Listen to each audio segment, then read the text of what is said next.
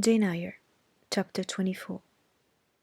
As I rose and dressed, I thought over what had happened, and wondered if it were a dream. I could not be certain of the reality till I had seen Mr. Rochester again, and heard him renew his words of love and promise. While arranging my hair, I looked at my face in the glass and felt it was no longer plain. There was hope in its aspect, and life in its colour, and my eyes seemed as if they had beheld the fount of fruition, and borrowed beams from the lustrous ripple. I had often been unwilling to look at my master, because I feared he could not be pleased at my look. But I was sure I might lift my face to his now, and not cool his affection by its expression. I took a plain but clean and light summer dress from my drawer, and put it on. It seemed no attire had ever so well become me, because none I had ever worn in so blissful a mood. I was not surprised when I ran down into the hall to see that a brilliant June morning had succeeded to the tempest of the night, and to feel, through the open glass door, the breathing of a fresh and fragrant breeze. Nature must be gladsome when I was so happy. A beggar woman and a little boy, pale, ragged objects both, were coming up to the walk, and I ran down and gave them all the money I happened to have in my purse, some 3 or 4 shillings. Good or bad, they must partake of my jubilee. The rooks cawed, and blither birds sang, but nothing was so merry or so musical as my own rejoicing heart. Mrs. Fairfax surprised me by looking out of the window with a sad countenance, and saying gravely, "Miss Eyre, will you come to breakfast?" During the meal she was quiet and cool, but I could not undeceive her then.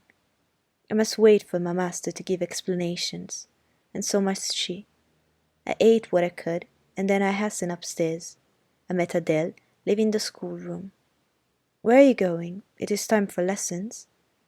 "Mr. Rochester has sent me away to the nursery." "Where is he?" "In there," pointing to the apartment she had left, and I went in, and there he stood. "Come and bid me good morning," said he. I gladly advanced, and it was not merely a cold word now, or even a shake of the hand that I received, but an embrace and a kiss. It seemed natural, it seemed genial to be so well loved, so caressed by him. "Jane, you look blooming and smiling and pretty," said he. "Truly pretty this morning. Is this my pale little elf? Is this my master seed? This little sunny-faced girl with the dimpled cheek and rosy lips, the satin smooth hazel hair, and the radiant hazel eyes?" "It is Jane Eyre, sir." "Soon to be Jane Rochester," he added. "In 4 weeks, Jane. Not a day more. Do you hear that?" I did, and I could not quite comprehend it. It made me giddy. The feeling the announcement sent through me was something stronger that was consistent with joy, something that smote and stunned. It was, I think, almost fear. "You blushed and now you're white, Jane. What is it for?" "Because you gave me a new name, Jane Rochester, and it seems so strange." "Yes, Mrs. Rochester," said he. "Young Mrs. Rochester, Fairfax Rochester's girl bride." "It can never be, sir. It does not sound likely. Human beings never enjoy complete happiness in this world. I was not born for a different destiny to the rest of my species. To imagine such a lot befalling me is a fairy tale, a daydream." "Which I can and will realize. I shall begin today. This morning I wrote to my banker in London to send me certain jewels he has in his keepings, heirlooms for the ladies of Thornfield. In a day or 2 I hope to pour them into your lap, for every privilege, every attention shall be yours, that I would accord a peer's daughter if about to marry her." "Ah, sir, never mind jewels. I don't like to hear them spoken of. Jewels for Jane Eyre sounds unnatural and strange.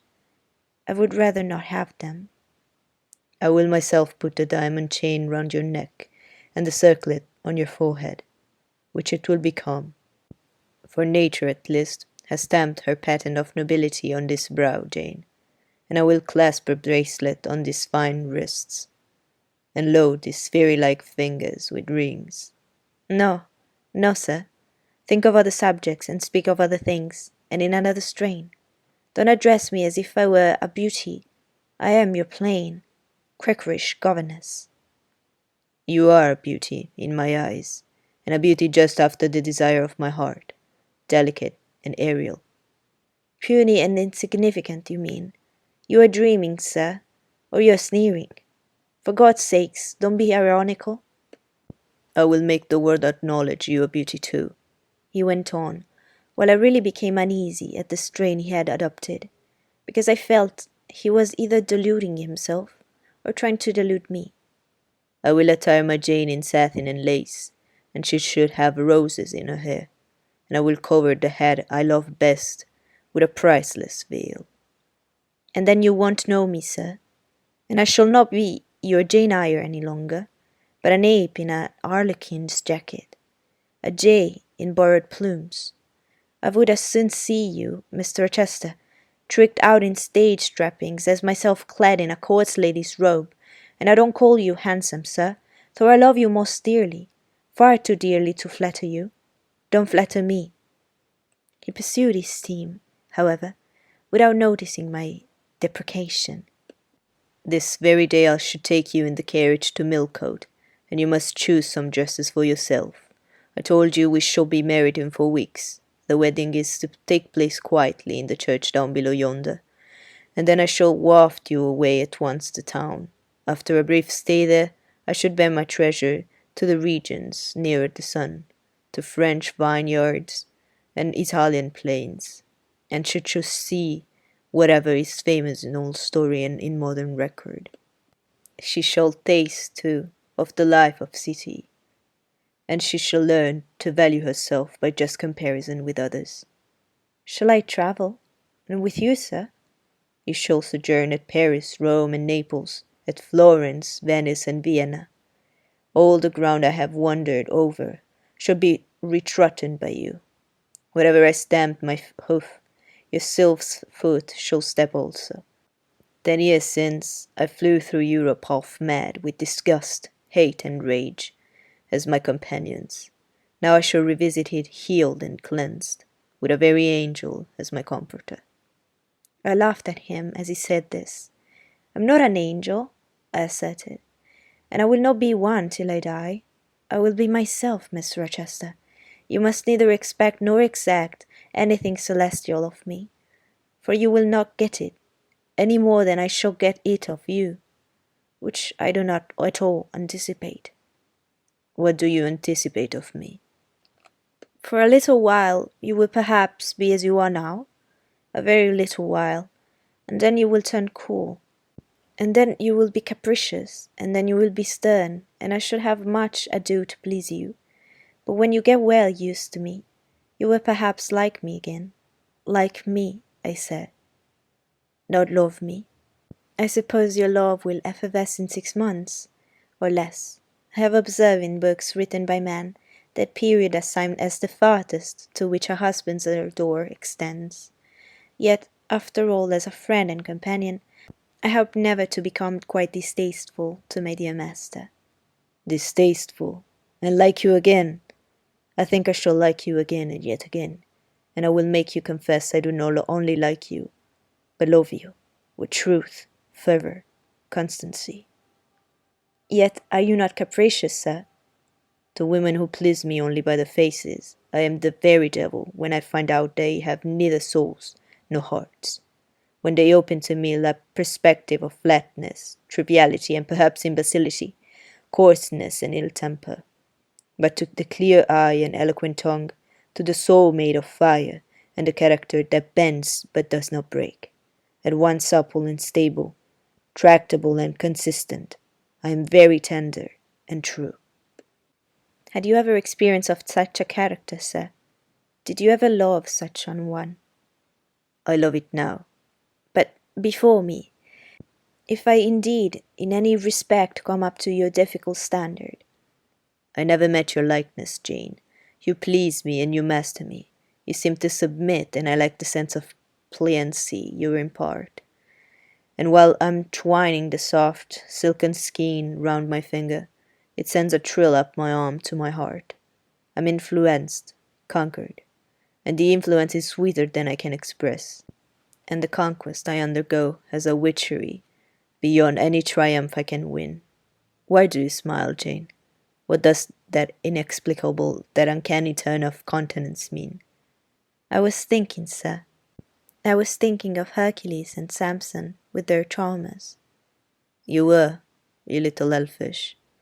Hush, sir, you don't talk very wisely just now, any more than those gentlemen acted very wisely.